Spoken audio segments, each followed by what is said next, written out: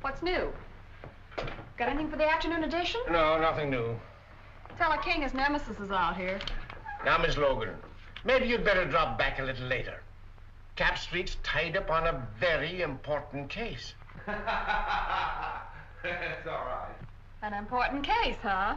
So the boys get a fast call. Pretty wreck the car, and when they get down there, it's just another family quarrel. Hello, Bill. How many times have I told you not to bust in my office? I can shout louder than you can, Bill Street. I want some news. Of course, you know Miss Bobby Logan of the Herald. Little gal gets all the medals for digging up the bodies. Check with those fingerprints, will you? Right. Well, goodbye. A polite policeman. Oh, come on, Bill. Give me a story. You know I've got to have something for the afternoon edition. Everything is peaceful and quiet. I have nothing for the afternoon edition. Now, scram. Captain, the coroner phoned. They've just taken Dan Grady to the morgue. They fished him out of the bay about an hour ago. Murdered.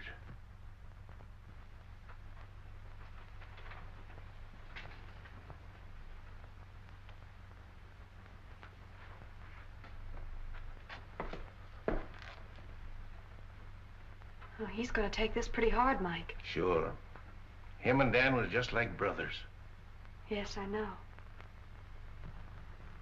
What makes you think they tried to hide his body, Doc? Well, in the first place, when word was found, washed ashore down the bay.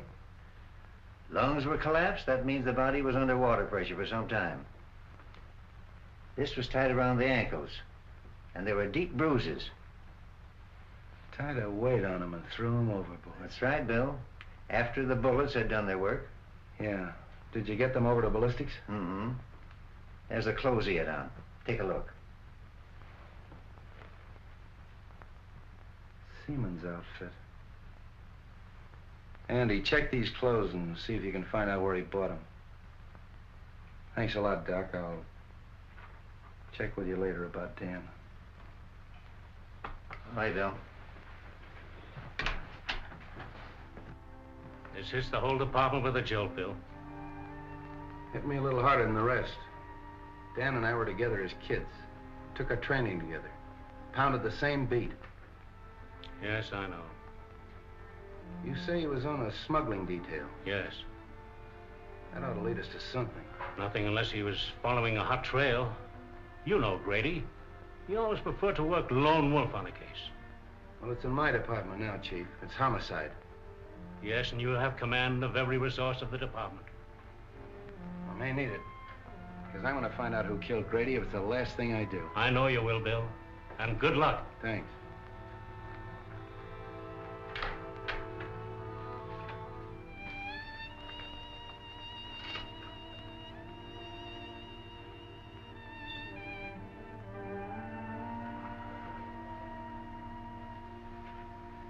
Gee, Bill, I'm sorry.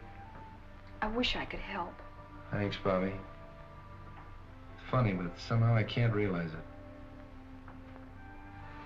Does his wife know? Molly? No, not yet. Poor kid. Say, you can help me at that if you want to. Of course. Anything. Go on out to Molly's and break it to her as easy as you can. She doesn't know me very well. You're the one to tell her. Oh, it's a woman's job. Okay, Bill.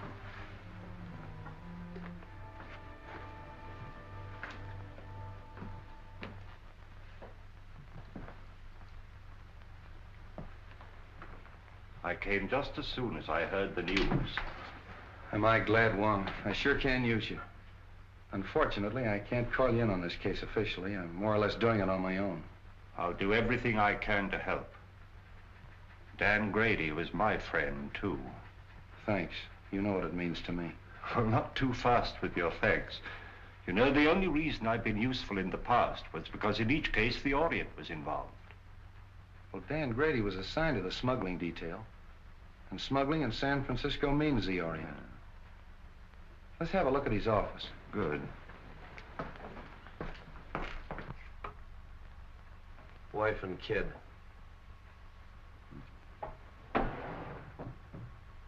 You say he was working on a smuggling detail?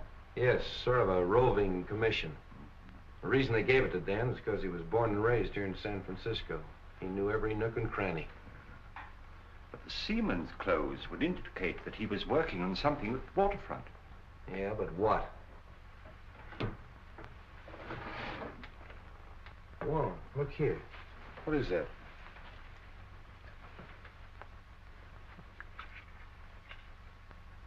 Why, that's a rare piece of emerald jade, as fine a specimen as I've ever seen.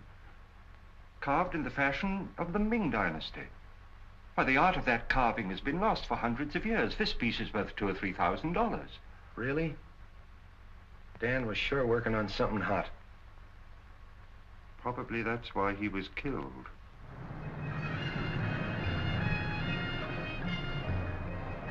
Yes, I have seen many similar in the past 3 months. From the captured provinces. Even so, from the ruined temple of Laoji, is it not so? Torn from their settings by alien hands. Even young China would not use such methods to win its wars. Where did you obtain this?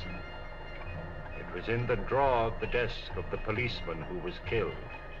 A policeman? A good man. Can you help me? A store called Belton's is on Market Street. There, a wise man could become more wise.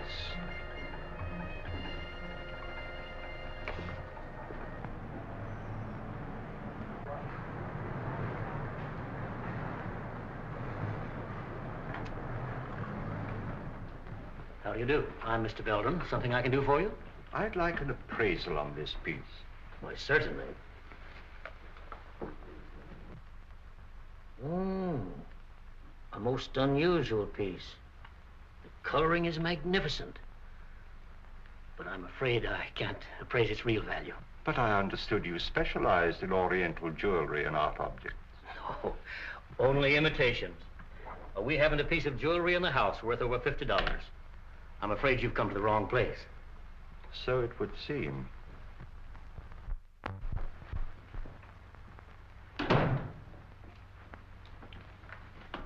Morning, Dan.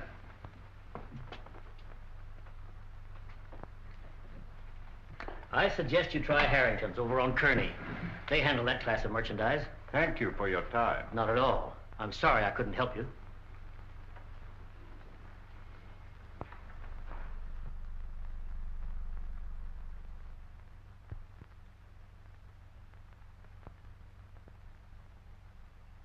Yeah, Chief, that's the guy, all right. I'd know that face any place. Why, that mustache. Even the checkered tie. Yeah, it's him. Checkered tie, huh? Yeah. Where'd you see him? On the bus going uptown. What time was it? 12 o'clock noon. 12 o'clock noon, huh? You don't say. Yeah. At that time, he'd been lying dead for 3 hours in the morgue. Yeah? Yeah. Why, the sworn on a stack of Bibles, that was the guy. Sure, I know, Mr. Unifer. We all make mistakes sometimes, but thanks for coming in anyway. Oh, not at all, Inspector, not at all. Say, maybe it was the guy's double. Yeah. You know, they say every guy's got a double. Sure. Even me. Sure. Even you. Yeah, sure. Mike, get Bobby Logan on the phone. Yes, sir.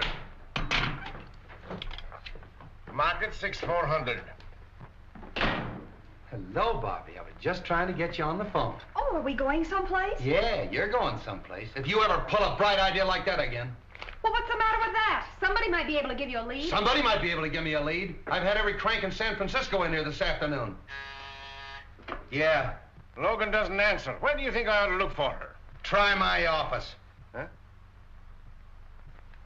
Every one of them has seen Dan Grady in 5 different sections of the city at the same time. Well, but he... But nothing.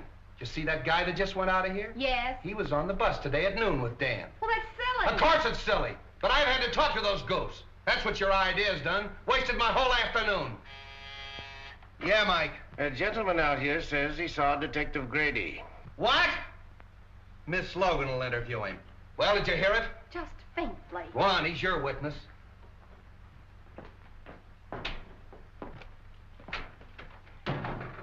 Are you Mr. Lyons? Yes. Oh, I'm Miss Logan of the Herald. I put that picture in the paper. Oh, how do you do? Well, I saw the man last night. Are you sure? Certainly. We talked for quite a while in the bar at the Club Neptune.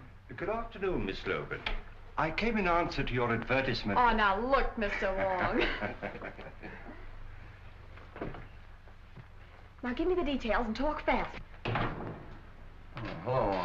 Did you get any information? I called on an old friend of mine in Chinatown who advised me to investigate Belden's store on Market Street. Belden's? You know, the jewelry shop. Oh, sure. I'll put a couple of men on it. No, I think I'd leave things the way they are for the time being. Bill Street, I've got him! Got who? This man did see Dan Grady. Now, look, Bobby, we've been all through that. But this man is positive. All right, if he's so positive. What was he wearing when you saw him? Well, sort of like a sailor, you know, pea jacket, striped sweater. He had on dungarees, peak cap with black patent leather visor. Where'd you see him? At the Club Neptune. He was sitting at the bar having a drink. What time was that? About 8:30, I guess. That fits in, doesn't it, Wong? Yes, it does. Well, of course it does. Silly idea, huh? If it hadn't been for that Quiet. paper. You're quite sure this is the man? You're absolutely certain of your identification? Oh, yes. My drink happened to tip over and spilt on him. And I apologized, and we got to talking. And then what happened? Well, we talked together for a couple of minutes about football and things like that. Then I left and went home. You left him at this Club Neptune? Yes, he was still sitting there when I left. Well, thank you very much. You've been a great help. Is there any reward connected with this? Well, you see, Miss Logan takes care of that. Well, I'm sorry, Mr. Lyons. I'm afraid there's no reward, but, well, I'd be very glad to mention your name in my next story of the case. Did you say your first name was Homer? Yes, Homer. L-Y-O-N-S. Thank you. Too bad you haven't got a picture. Oh, I have. I brought one along just in case. Oh, thank you very much, Mr. Lyons. Thank you. Good day. Well, Bill Street, do I get an apology or don't I? Sure, I'm going to get the mayor to give you a key to the city. Terrific. The police thank the Herald for giving them their only clue. How's that, Mr. Wong? Not nearly strong enough. You've earned our undying gratitude. Well, I hope the information is some use to you. I'll see you later. Not me, Flatfoot. Get one of the nurses out of the receiving hospital. They don't mind a pain in the neck. Hey, you think that's a bad idea? Well, now, Street, just what do you know about the Club Neptune? Oh, not much, Wong. We better have dinner together. I'll take you down there later.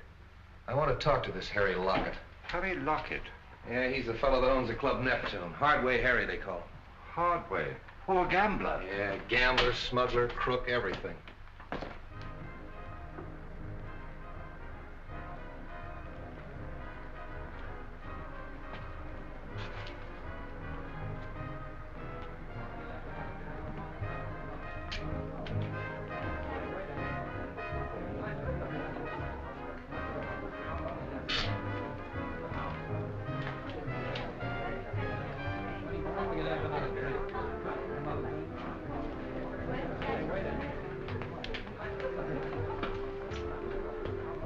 Anything new? No. How are things upstairs? The usual crowd, not much play yet. Has Tanya come in yet tonight? No. I want to see her when she comes in. Okay.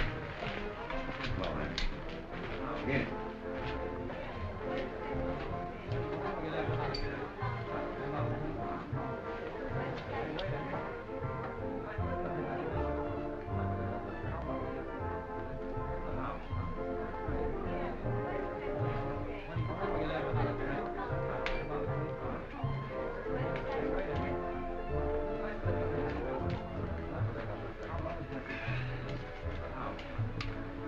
Two dry martinis, huh?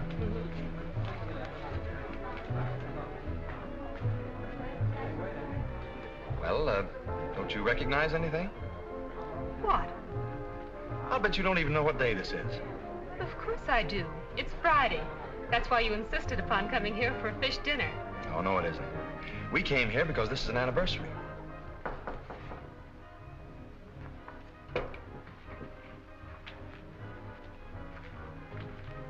Who is it? Tanya's here, but she's got young Bellin with her. Huh. She's starting that over again, eh? Bring her in here. Okay. Listen, Tanya, I've been lying awake nights planning our future together. I realize that I haven't much to offer you, but I'll try awfully hard to make you happy.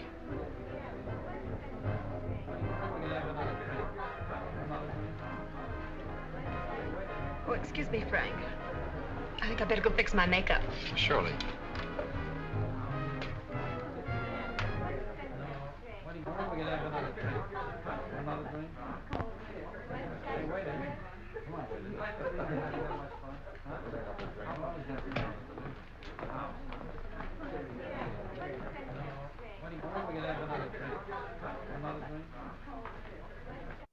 What do you want?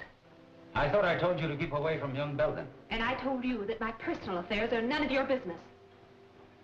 What are you trying to do? Get the old man on our neck? Keep away from that boy or I'll... Or what?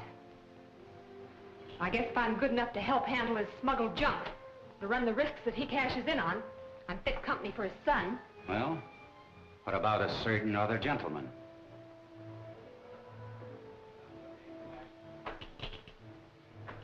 Frank Belden wants to marry me. So, he's got a bed, eh? Wait until his old man hears that. If you open your mouth to make trouble for that boy... So blow me down. You have really fallen for it. Maybe. Or maybe it's just the novelty of finding someone who's decent and on the level. Come on, have some sense. Get the boyfriend out of here and keep him out. We're not in any spot to invite trouble, girlie.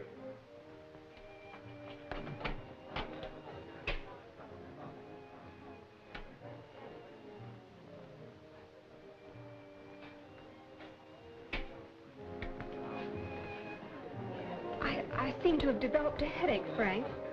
Maybe it was the drink. Oh, I'm sorry. Well, maybe some fresh air will do you good. Shall we take a drive? Yes.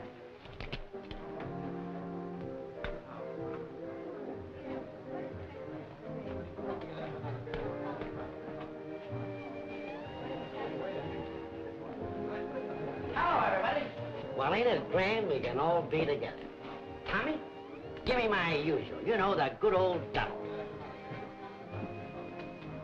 Well, I know you. You're Logan of the Herald. Don't you remember me? I'm the guy you wrote about in that automobile accident. You know, in those days I was a drinking man. Aren't you gonna have your dinner? What dinner? The one you ordered. I ordered dinner? I'm sure you did. Well, skip it. And You know you can handle your drinks better if you have something to eat. I think you got something to eat. Don't go away. You know, I always forget to eat when I go out stepping. I'm awfully sorry. Oh, that's all right. He was just feeling hospitable. That's easy to understand. The Club Neptune feels the same way, Miss Logan. Gee whiz, I'm famous. Who would recognize that pretty face of yours if they read the Herald? I'm Harry Lockett. I'm very glad to meet you. I've heard a lot about you and your Club Neptune. So it seems, judging from today's Herald. Oh, you don't sound pleased. I'm not. I don't like that publicity. You don't? No. How about a little chat in my office? Why not?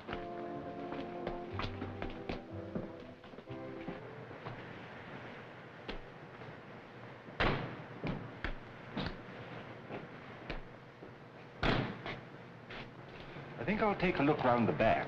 All right, I'll see you inside.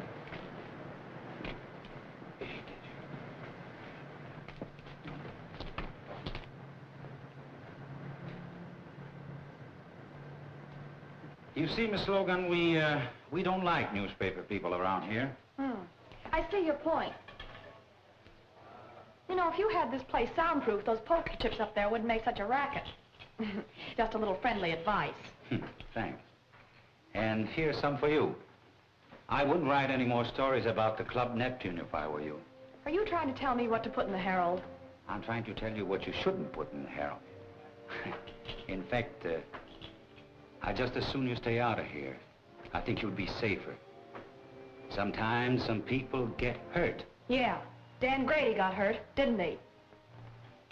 Hey, you sure stick out your neck, don't you, little girl? Who is it? Captain Street. What are you doing here? Mr. Lockett was just making some suggestions as to the news policy of the Herald. All right, Bobby. Well, now look here, Bill. Come on, come on. Hello, Hardway. Oh, Copper.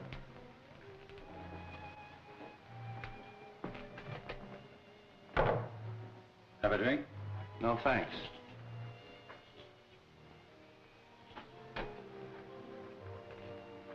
What's on your mind, Street? I suppose you read about Dan Grady. Oh, yes, that's too bad. I don't think I knew him. I thought everybody on the waterfront knew Grady. He was on the smuggling detail. It's funny you didn't run into him. I resent that, Street. I resent what happened to Dan Grady. Quit stalling, Hardway. He was in this place last night at 8:30 at your bar. Well, maybe he was. So what a lot of other people. We had a big night last night. And nobody saw Dan Grady. None of my boys did, because as soon as I saw the papers, I asked all of them. You can talk to them yourself. Maybe I will.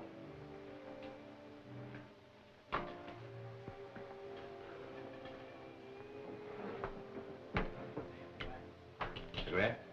Over there.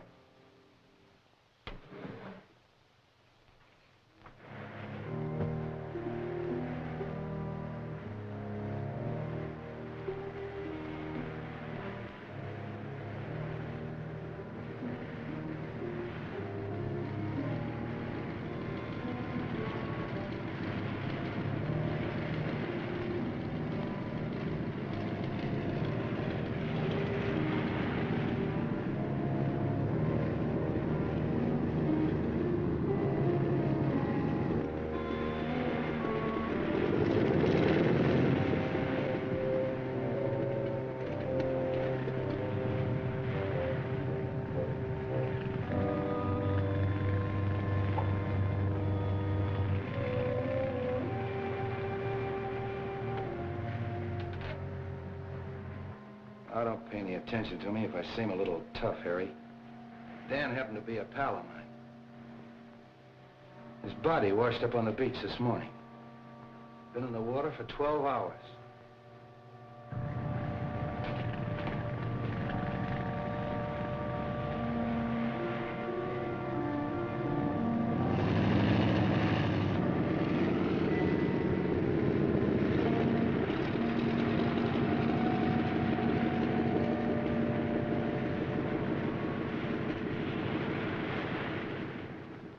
Kind of a tough way to go, isn't it? Well, Street, they say that drowning, it's an easy death. But Grady had 2 slugs in the back of his neck before he ever hit that water. That's not so easy, is it?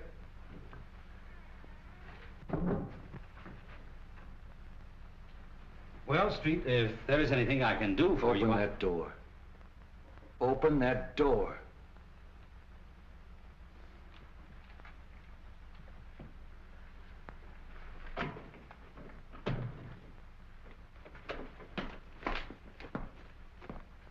Oh, hello, Street. How'd you get in there? The secret stairway in the haunted house. Secret stairway, my eye. Those stairs were there when we bought the place. But they still serve a very useful purpose. This is Hardway Harry Lockett, Mr. Wong. Oh, the Chinese copper. Precisely, Mr. Lockett. The Chinese copper. But to return to our secret stairway, I'm afraid we scared one of your callers away.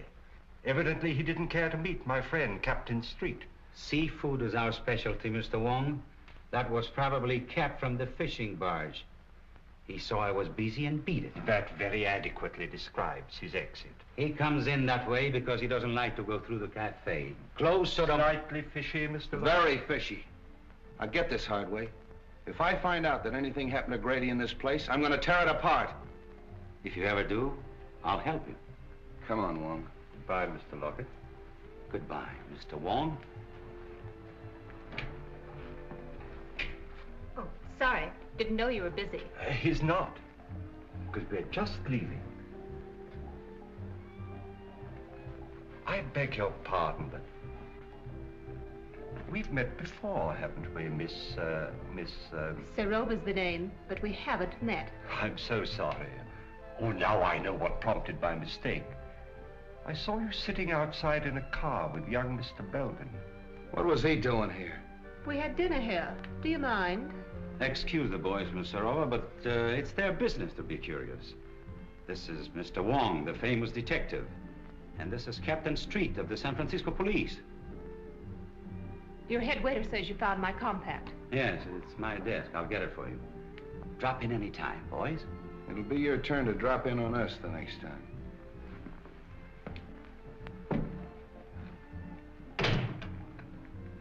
You're a help. Why in blaze didn't you get rid of Belden when I told you to? Well, I did. He must have seen us outside in the parking lot. What'd they want? You read the papers, don't you? What do you think? I think that dead policemen are bad medicine. I don't like it, Harry. Relax. They haven't got a thing on us. So Grady was here last night. What does that prove? That the party's getting too rough for yours truly. So, don't tell me Miss Serova's getting jittery, huh? Serova's getting out. Murder's something I don't want any part of. I'm through. Oh, no, you're not. When you're through, it will be because I tell you you're through. Are you threatening me? Maybe. Don't do it, Harry. I know too much. Things happen to people who know too much. Yes. They end up in the bay like a certain policeman.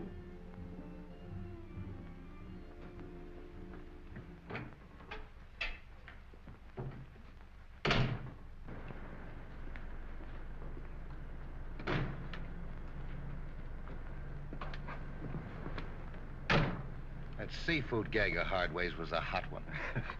And the young lady who lost her compact. More seafood, eh, Street? I'll say. Well, what's her name? I thought I told you to scram. You're always telling me to scram. Well, you're not gonna ride in a police car. Okay, let me out and I'll put on my roller skates. Oh. I tell you, I don't like the setup. I don't like any part of it. When a dead copper spells trouble, and if this girl starts to talk... Yeah. Yeah, I think so, too. But this idea of mine is something entirely new in radio, Mr. Forbes. Nevertheless, I'm against continuing the program. But Forbes, Belden's has had a radio program for years, and it's been excellent advertising. Not excellent enough to keep you out of the receivership. I represent the creditors, and I cannot approve the expenditure. But, Mr. Forbes, I'm sure this new idea of mine will create a lot of interest. That means customers for Belden's. I can only judge by past performance, Mr. Griswold. Results have not warranted the expense. They all here? Yes. Oh, but, Mr. Forbes, this is a novelty, a complete one-act play in which I enact all the roles, male and female. You see, Mr. Forbes, impersonation is my forte. I think persistence is your forte. Well, I tell you, this is the type of program that's bound to create comment. Why not give it a chance? Just glance through this and you'll get the idea. After the commercial, the music fades out and you hear footsteps and a knock. Now, read from there on.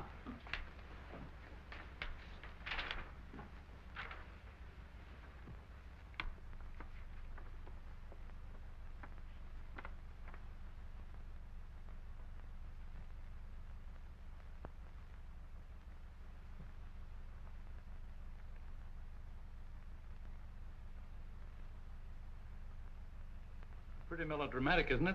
But that's the kind of stuff they like nowadays, Mr. Forbes. The highly dramatic programs are the most successful. Suppose we try it for a couple of weeks. It wouldn't cost a fortune, and it might get results. Well, all right, we'll try it. Well, thanks, Mr. Forbes. I'm sure you won't be sorry. We go on from 10 to 10:15 tonight. I hope you're listening in. We will. Those bills are all right. I'll see you in the morning. Hello, Frank. Hello, Mr. Forbes. How you feeling, Dad? Oh, as well as could be expected, considering the fact that I don't have anything to say about my own business. When are you going to take me in with you? Not for a while yet. But, Dad, I've got to go to work. I've got to make some money. Isn't your allowance enough? No. I'm going to get married. Who to? That Serova woman? Miss Serova, yes. How did you know? I haven't taken my eyes off you completely. You've been out with that adventuress every night for a month. I wouldn't talk like that if I were you, Dad. We're both liable to be sorry for it.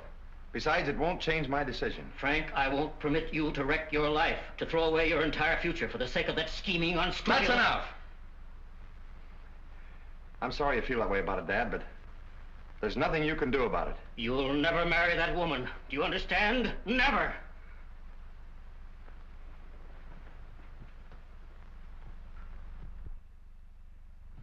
Morning, Soapy. Everything shipshape?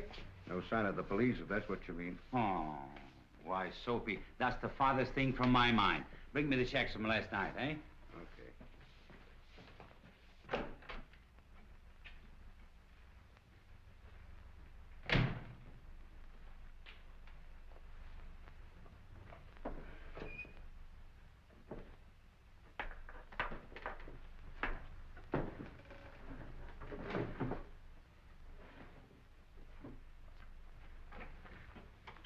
Hey, have you been fooling around my desk?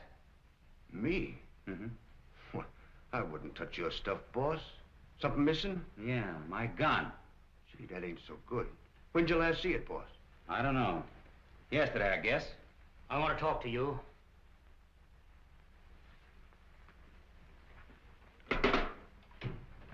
Say, what are you thinking of coming down here after what's happened? I told you I'd get the stuff to you as soon as it was safe or kept to bring it in. That isn't why I'm here. I want to know what that Serova woman is doing running around with my son. Well, I did my best. You know, after all, it's not such a bad idea, sort of a close corporation. Are you mad? My boy has no part in all this. I went into it because it was the only hope I had of saving my business, of meeting my obligations, but not to the extent of wrecking his life, and that's what this marriage would mean. That's your problem. Right now, I have more important things to do than nurse a lovesick pup. If you value your neck, you'll do something about it. I'm warning you, Lockett. Before I see this happen to my son, I'll blast everything wide open. Including yourself? Including myself. Uh-huh. I see you.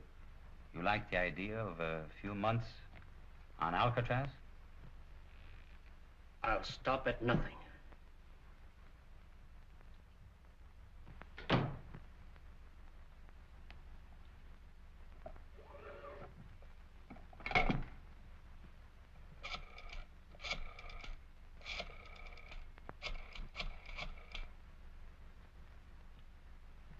Hello. Hello, Tanya. This is Harry. I want to apologize the way I talked to you last night. Oh, you know, I couldn't mean it. We were both a little jittery and unreasonable. Now, listen, Tanya. I want to see you. I have to talk over something with you. I think you'd be interested. All right. I'll be in all evening. Goodbye.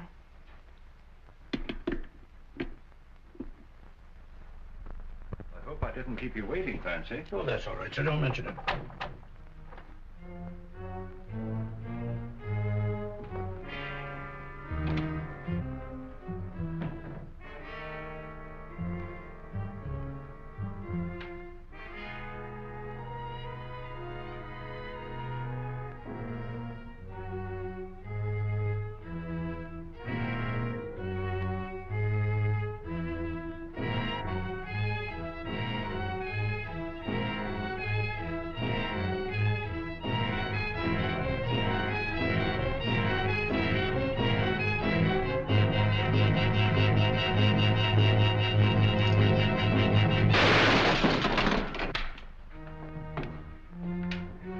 Mr. Wong! Mr. Wong! It's all right, Clancy. He missed me. Oh, I'm glad of that. Who was it, sir? I haven't the least idea, but the shot came from there. Well, we'll find out who that is.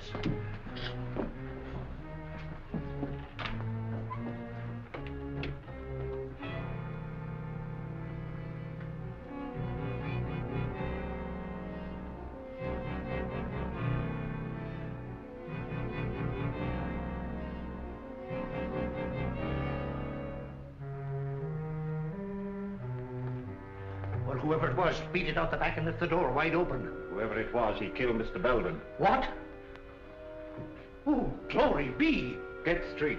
Yes, sir.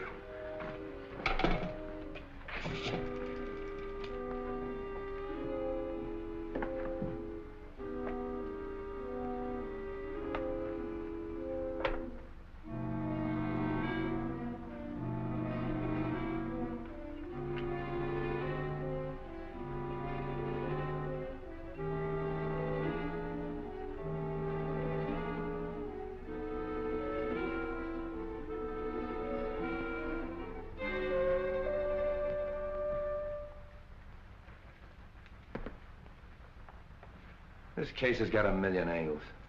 If this jade matches the stuff we found in Grady's office, Belden had a fortune hidden away. And I can't understand why he was in receivership. Well, perhaps he went into this kind of business to get out of receivership. What's that receiver's name? Maybe he can help us. A man named Forbes. You know where he lives? At the town apartments. We'll go up and see him. Clancy, call my office and have young Belden picked up. Tell him to hold him till I get there. And wait for the coroner. Yes, sir.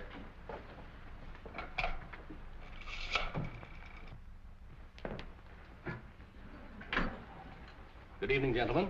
We want to see Mr. Forbes, John T. Forbes. Who's calling? Captain Street of the police department. Ring 22, please.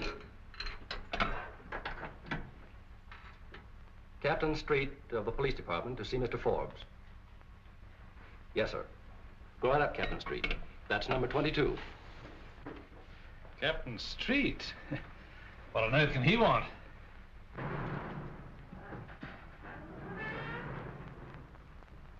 I wonder if I've forgotten a speed ticket. Excuse me. Freddie, take my hand, will you? Okay, but it's 10 o'clock and I'll have to meet Elsie. Probably won't be very long.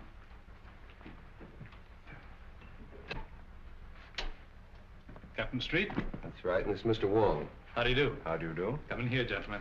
Thank you.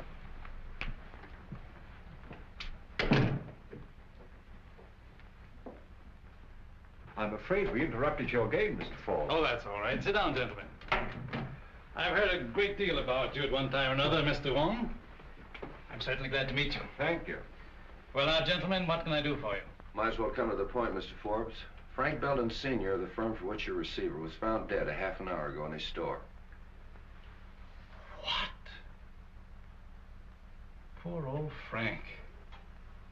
I had no idea he felt so desperately about it. Of course, I knew his financial affairs were in bad shape. It was not suicide, Mr. Forbes. He was murdered. Well, this certainly knocks me out. I've got to have a drink. How about you, gentlemen? Thank you, no. No, thanks.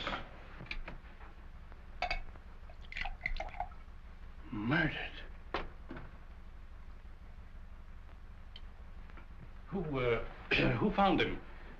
Give me more of the details. Mr. Wong found the body. Wong? Were you in the store? I was making an investigation of Belden's stock. I found this piece of jade worth at least $2,000 or $3,000. And there are several more pieces, too, just as valuable. I thought they carried only cheap costume jewelry. Could he have been concealing any valuable assets from me? That's exactly what we wanted to find out. I'd like to go down to the store and make a complete examination of their stock. Will that be all right? I think it's a good idea.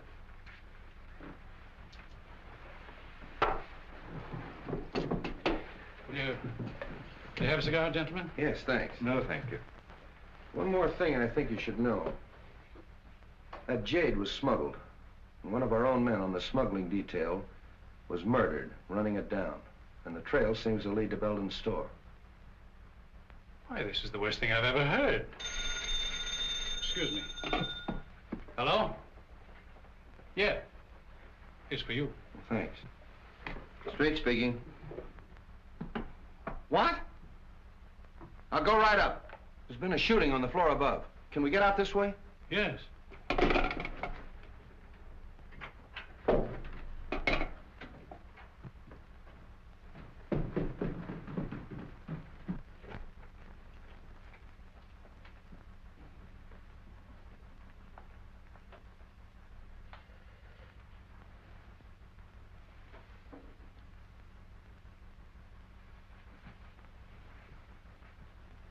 That's that Serova girl.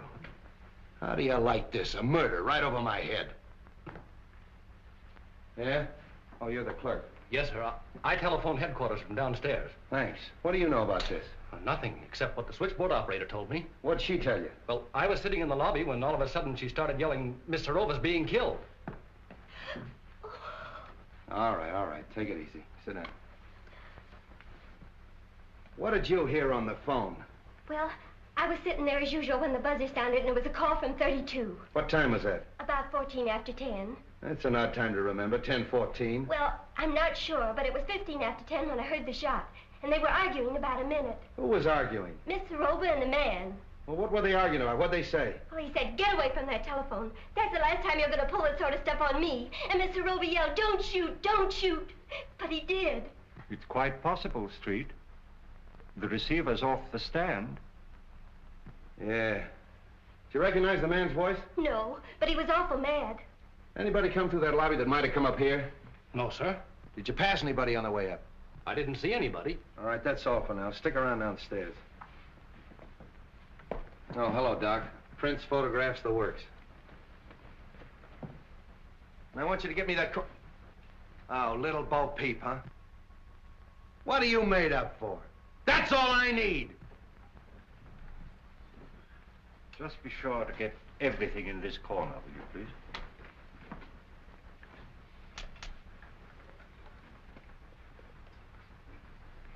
Hello, Ballard.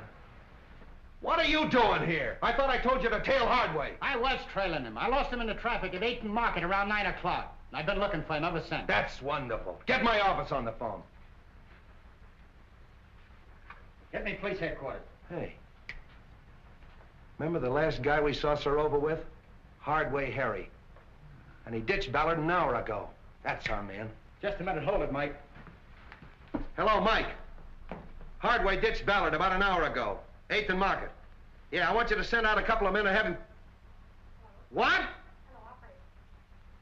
Hardway Harry's been sitting in my office for the last hour. Operator. Get it off the phone! Come on, get off there. Put that thing. Hello, Mike. I want you to hold Hardway. I don't care how you hold him, hold him! Bill the maid. Will you stop? Well, Bill, the housekeeper... Will you quit picking on me? Mr. Wong, the housekeeper saw a man sneaking up the back stairs. Sit down. I'm sorry, who are you? I'm the maid on this floor. Well, where were you in this... She was looking in the door. Will you be quiet? You say you saw a man coming up the back stairs. I finished by 10 o'clock. I was going down the back stairs when he came in. Who came in? The young man. What young man? Mr. Belden. Belden Jr. He was in the habit of using the back stairs? Sometimes. Then he had his own key? Yes, sir. That settles it. Ballard, pick up young Belden. Good idea. That's all for now, thanks.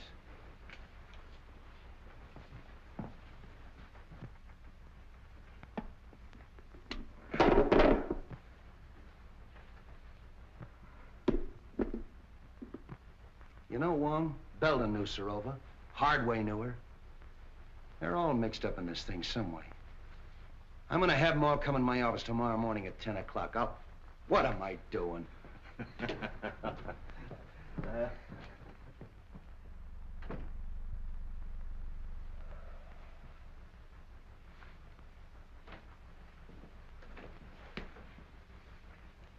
Sit down, Hardway. See who's out there, Jim. Well, how'd you do? Not bad. Have pretty good breakfast, you fellows, you know. Thanks for the cigarettes. Oh, we always take care of our guests. Who's out there? Nucci and Cap Anderson. All right, Jim. Couple of friends of yours. What were you doing here last night? Well, I caught one of your boys following me, and I figured he wanted to make sure where I was. So when he lost me about 9 o'clock, I decided I better check in. So you'd have an alibi because you knew Tanya Serova was going to be killed last night. What? Yeah, murdered last night. Oh, coming in here wasn't such a bad idea, was it? What time did you get here? 9:29 on the dot. Oh, got it figured down to the minute, huh? Yeah, you can check with the sergeant. I know. So? Hello, Wong. Oh, Mr. Wong, the Chinese copper. Look here, Street, you haven't got a thing on me. I knew Serova, sure. She used to come to my place very often. But so do a lot of other people. Including young Belden. Yes, with Serova, yes. So what? How well did you know young Belden? Casually. How well did you know his father? Just an acquaintance. When was the last time you saw him? I saw him in my office yesterday. He came to pay his son's bar bill. And you had a little quarrel. And then you followed him down to his jewelry store and shot him. Old man Belden shot? Yeah. That's too bad. Yeah, it is too bad. He got it the same way Grady got it, in the back of the neck. What's your alibi for that? I was being trailed by one of your coppers, by good luck. What? Man named Forbes is out here. He said you sent for him. All right, send him in. Wait outside, Hub.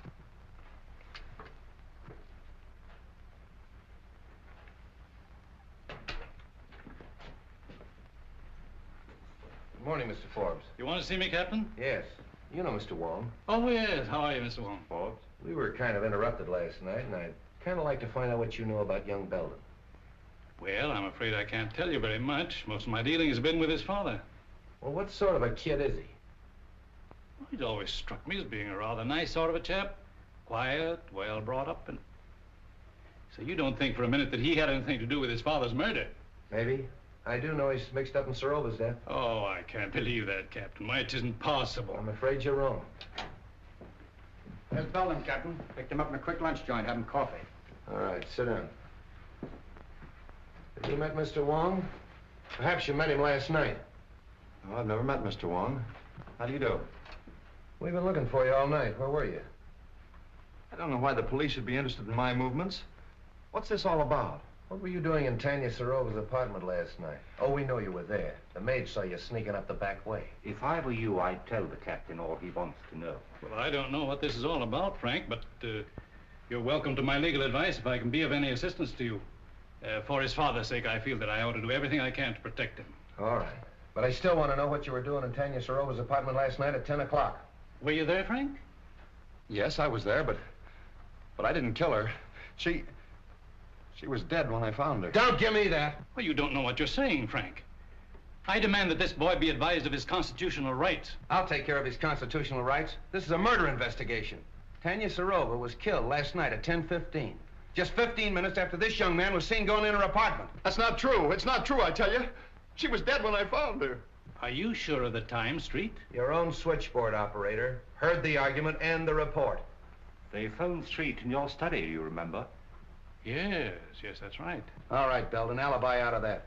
Come clean. Why'd you kill her? I didn't, I tell you. I love Tanya. Why would I want to kill her? I'll tell you why. Because you were jealous. You thought she was double-crossing you, and you went up to her apartment and you quarreled, and then you killed her. That's a lie. Every word of it's a lie. So you found your sweetheart murdered, and what did you do? You ran out and hid. Why didn't you call the police? I don't know. I was half crazy. Now, see here, Street, this boy is no condition for questioning. I'll say he isn't, because he doesn't know the answers. Gentlemen, I suggest that we all calm down. Allow young Mr. Belder to tell us what happened in his own way. All right. I'm listening. Now, supposing we go back just a little way, shall we? When did you last see Tanya Sorova alive? When she promised to marry me? Yesterday afternoon, late. And where was that? In her apartment. I was going to take her to dinner, see, but she said she didn't feel well, so I went out and got a bite, and then I drove around a little while. Yes, and then? Well, on the way home, I saw a light in the apartment, and I went up to tell her good night. Are you in the habit of using the back way?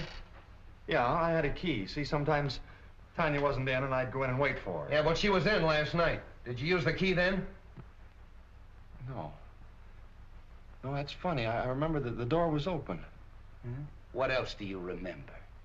Yes, Belden, go on. Well, I went in and called her, but there was no answer, so I went in the living room, and on the floor I saw her over by the window. Near the telephone? I don't know. I didn't see anything but Tanya. Was there anything else in the room that was unusual, that attracted your attention? Anything at all? Yes, yeah, I remember the radio was on. No, don't kid me. The radio wasn't playing when I got there. If you didn't leave that apartment till before 10:15, where'd you go? I don't know. I drove around. I don't know where I went. I drove all night. What? Captain? A fellow out here named Griswold says he's got to see you. Who's Griswold? What does he want? What does he do? What do you want to see him about? Well, I got to talk to him. I'm from radio station LMAB. He's from the radio station, LMAB. I don't know anybody from a radio station. Tell him to wait. And he says you got to wait. All right, come clean. You didn't leave that apartment till after 10:15. After you killed her! Stop it, I tell you, stop it! Street, you're getting nowhere browbeating the boy this way. Maybe if you let me talk to him quietly somewhere. All right. I'll talk to him quietly. Would you like to see your father? No. Why should I want to see him? He's probably glad she's dead. Why should he be glad? Doesn't he like her? No. Did you quarrel over with your father? Yeah, we had a quarrel, and I walked out on him. And then you walked back last night to his jewelry store. And shot him, killed him. You mean my father's dead? Stop it, will you? Stop it! What are you trying to do to me? Somebody get me a glass of water. Oh, never mind the water. Oh, I protest. Get him a glass of water. Where is it? Outside. Something wrong, Captain? Yeah, give me that brandy.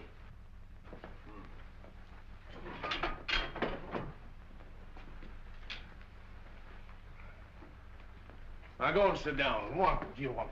Come on, what is this? Say, what am I supposed to do? Spend the weekend here? He'll get you. Mr. Hardway. The press. Yes, the press. What do you know today? Pardon me.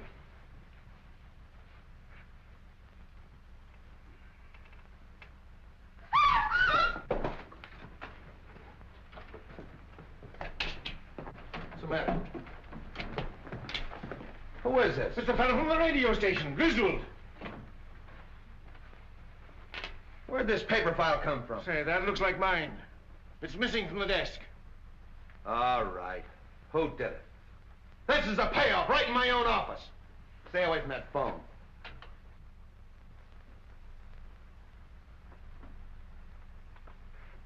Start talking, Hardway. What, again?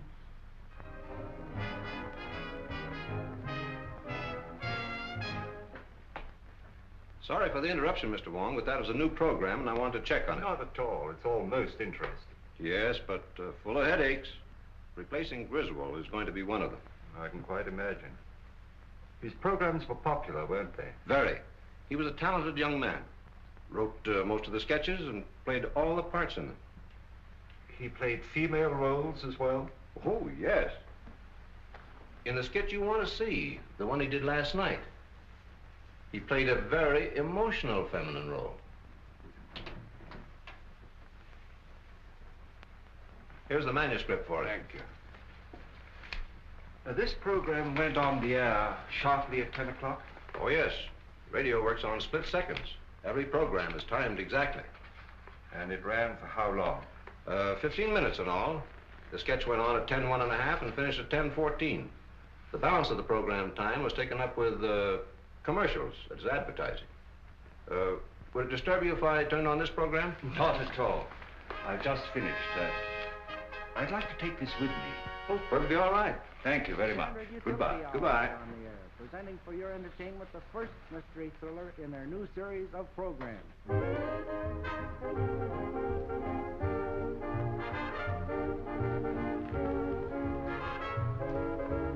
How do you do, sir?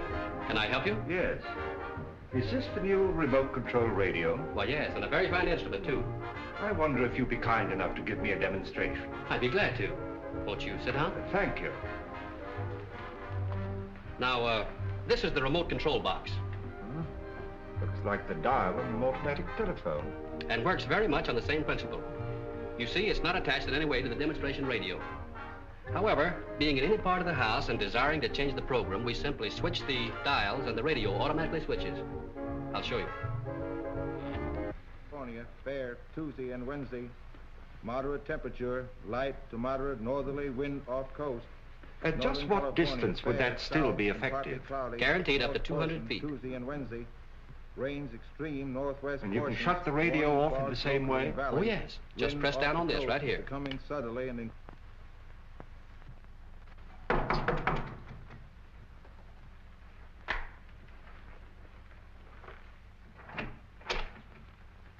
What, again? Yeah. Didn't take long for that lawyer to get you and the boys out, did it, Hardway? Why should it? Say, listen, you can't hang that murder rap on any of us. Somebody killed Griswold, and 3 of you were there when it happened. Yeah, and plenty others. That office of yours was a close second to a railroad station. But what's this visit for? According to ballistics, the same gun killed Serova, Belden, and Grady. Mind if I check yours? You know I don't carry a gun. I haven't had one around here in years. Come on, search the place. You think if I had one, I would keep it here just to show? Looks like you're getting a little careless, Hardway. If that gun matches those bullets, it'll be too bad for you. Get that to ballistics. So you still think I killed Serova while I was in your office, eh? You could have farmed that rod out. Take him away. You're making a mistake, Street. Murder is not my racket. Maybe. We'll wait and see what that ballistic report says.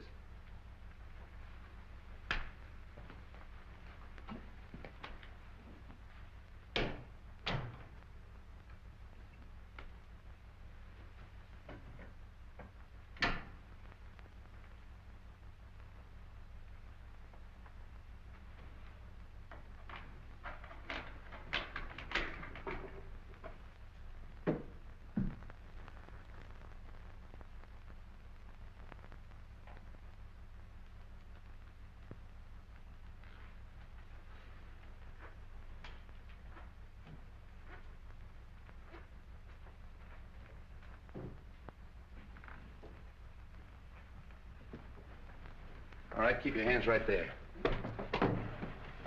Turn around. Oh, Cap Anderson, huh? From Harry Lockett's fishing barge. So this is the seafood you supply this place with, huh?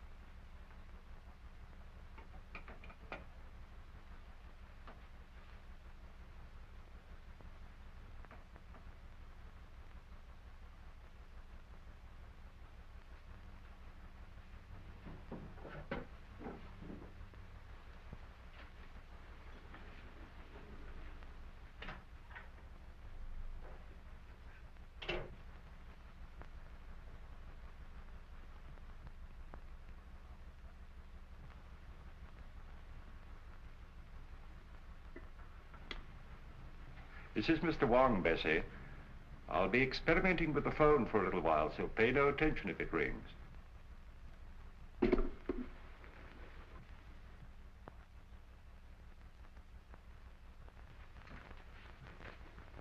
Oh, come in, Forbes. Oh, it's you, Mr. Wong. Well, that is a relief.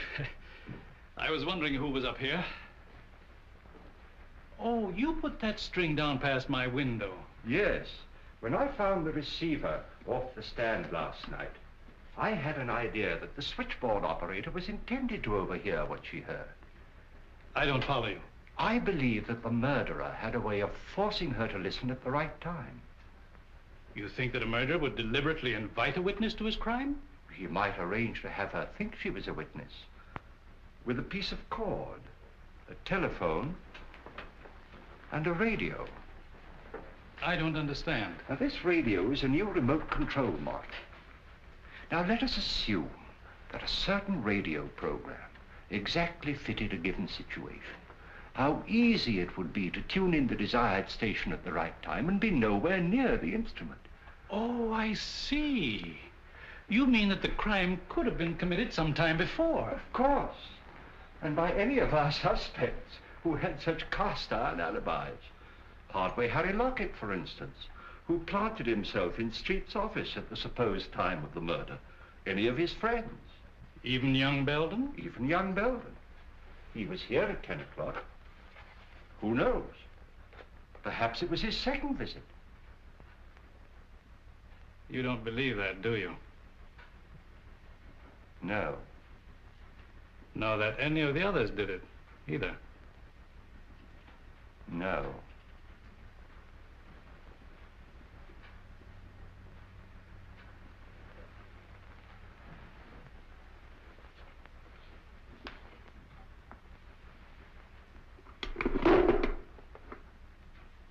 Is that what you were looking for, Mr. Wong?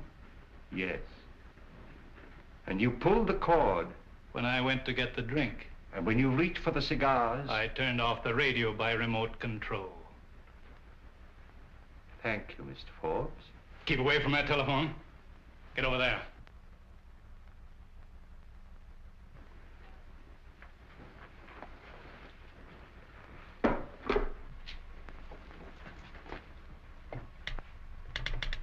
Operator. Oh, hello, Captain. Hello, is Mr. Forbes in? I'll see for you. Operator. Mr. Forbes doesn't answer. All right, thanks. Why don't you answer that call? Well, that's Mr. Wong. He told me not to pay no attention to it. Mr. Wong? Yeah, he's up in Mr. Rover's apartment playing with the telephone. Well, I hope he's having a good time. I'll drop up and see him. Playing with a telephone.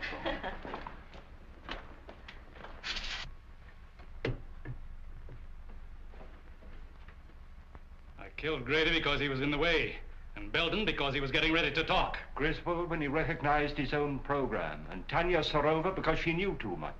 No, because she was leaving me for a younger man.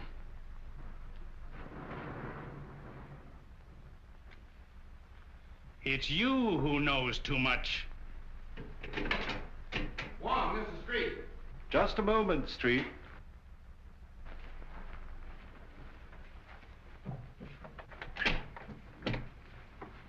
What are you doing up here? Get him up.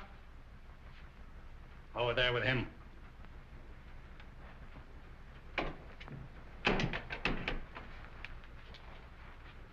Well, the two of you. That makes it perfect. I suppose you'd like to have us turn around so you could give it to us in the back like you gave it to Grady. Drop that gun. Drop it, I say. Nice work, kid. Take him, Wong. Oh, Bobby. Bobby. Honey. Bobby. Yes? Oh, it's all right, Bessie. The experiment's over. You might give me the Herald, will you? Herald? You have a star reporter on your staff, a Miss Roberta Logan. She has just been instrumental in the capture of John Forbes, confessed murderer in the Dan Grady Sarova case. Oh, yes, this is a scoop.